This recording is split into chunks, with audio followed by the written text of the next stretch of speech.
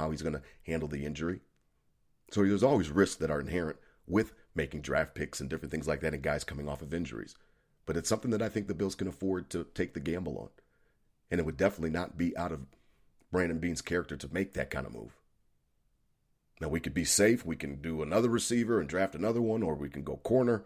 But cornerback, wide receiver, 1-2, rounds 1 and 2, I think is a must.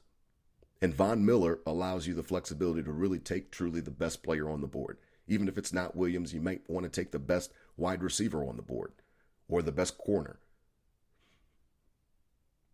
But I'm excited about what this could mean for the Buffalo Bills, their Super Bowl chances next year and going forward. Remember, we're not just signing Von for 1 year. I know it's a 6-year contract. I know I said he's probably not going to see the end of it. That's just the facts. But I think we can expect to have him for the next at least 3 seasons. Possibly 4 if we get lucky. So what do you think, Buffalo Bills fans? What do you think, Bills Mafia, Nickel City crew? Are the Bills the favorite to win the AFC East? The AFC Conference now with this addition? It's a really interesting question. Vegas already thought that we were right there beforehand. And I tend to agree. The Bills look like the front runners. They look like a team that has an opportunity to string up a lot of wins. And another thing that might be key coming into next year, especially with all these free agency moves in the AFC West, the way that they've beefed up and bulked up all of those teams.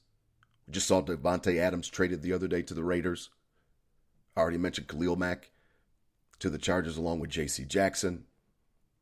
Denver obviously picks up Russie. A lot of changes in the AFC West. Those teams are going to beat up on each other. It should be really important and another goal of the Bills to snag that number 1 seed. I really do. I think it's an advantage, obviously, with the week off.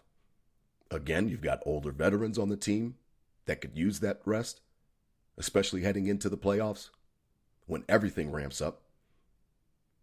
But the way that Brandon Beane has laid out this team and under Sean McDermott's leadership, which clearly attracts players, and the culture that he's created clearly is an attraction to these guys, I think we can rack up a lot of wins next year. I think we're in a situation where we can put the pressure on the rest of the conference and really be the class. Now, I know Kansas City is a bugaboo and they'll always be in the back and a thorn in our sides until we take care of them. But one of the things about the Russell Wilson move that intrigued me the most was that maybe he takes care of Kansas City for us. And again, now the Chargers are better. Now the Raiders look like they can be better. So that whole division beefed up, and they might beat up on each other. And that can only help the Bills. I'd like to go after that number 1 seed. I'd like that to be the focus coming into the year. Now, we don't know what their stated goals will be, but we know last year they wanted it.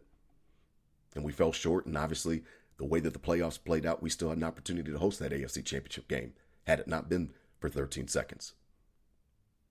But that's a different story for another day, and we've already covered that. But going forward, the 2022 Buffalo Bills are in prime position for a nice run. And you might see a record that reflects a number 1 seed.